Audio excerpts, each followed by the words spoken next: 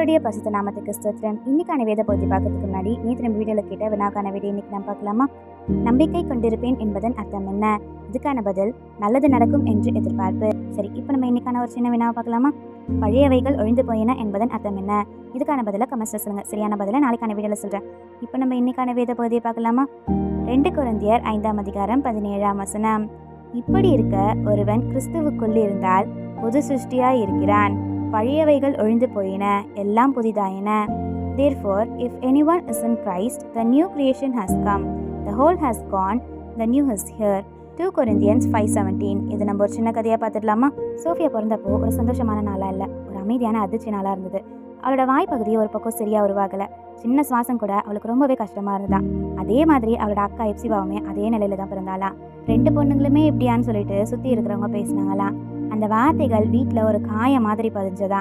ஆனால் 2-3 வயசுலேயே டாக்டர்கள் 2 பேருக்குமே ஆப்ரேஷன் பண்ணாங்களாம். அந்த வாய்ப்பகுதியை சரி பண்ணாங்களாம். வெளியே பார்த்தா அவங்க சாதாரணமாக இருந்தாங்க, ஆனால் உள்ள அது இன்னுமே ஒரு போராட்டமாக தான் இருந்ததா. எப்சிபா வளர வளர அவளுக்கு உடல் ரீதியாக நிறைய பிரச்சனைகள் இருந்ததா. அவளால் ஓட முடியாமல் அடிக்கடி சோர்ந்து போவாளாம். அவளுக்கு அதில் மட்டும் இல்லை, மனசுலையுமே ஒரு வெறுமை இருந்ததா. அவளுக்கு எப்போவுமே ஒரு கேள்வி இருக்குமா, எனக்கு ஏன் யாருமே முழுசாக அன்பு கொடுக்கலன்னு சொல்லிட்டு. அவள் எதிர்பார்த்த அன்பு அப்பாவிடம் கிடைக்கல. நண்பர்கள் இருந்தாங்க, ஆனால் உண்மையாக அன்பு கிடைக்கல. நிறைய பேர் வந்தாங்க போயிட்டாங்க, ஆனால் யாருமே நிலைத்திருக்கல. சோஃபியா வேற மாதிரி இருந்தாலாம். அவளுக்கு அந்த அளவுக்கு உடலில் பிரச்சனை இல்லை, ஆனால் அவளோட கஷ்டம் அமைதியாக இருந்ததா. அம்மாவோட பாசம் அவளுக்கு முழுசாக கிடைக்கல. அப்பாவோட அன்புமே பாதியிலே போயிடுச்சான். அவளை சுற்றி நிறைய பேர் இருந்தாலும் அவளை பற்றி கவலைப்பட யாருமே இல்லையா. அவளோட உலகமே அவளோட பாட்டி மட்டும்தானா.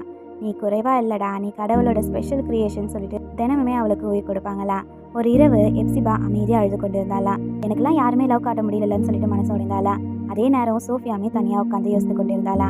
நான் யாருக்காவது முக்கியமானு சொல்லிட்டு கேட்டுக்கொண்டு இருந்தாளா. அந்த நாள் பாட்டி 2 பேருமே கூப்பிட்டு ஒரு வசனத்தை சொன்னாங்களா. இப்படி இருக்க ஒருவன் கிறிஸ்துவுக்குள் இருந்தால் புது சிருஷ்டியாய் இருக்கிறான், பழையவைகள் ஒழிந்து போயின, எல்லாமே புதிதாயினன்னு சொல்லிட்டு. இந்த வார்த்தைகள் அவங்களோட வாழ்க்கையை மாற்றுச்சா.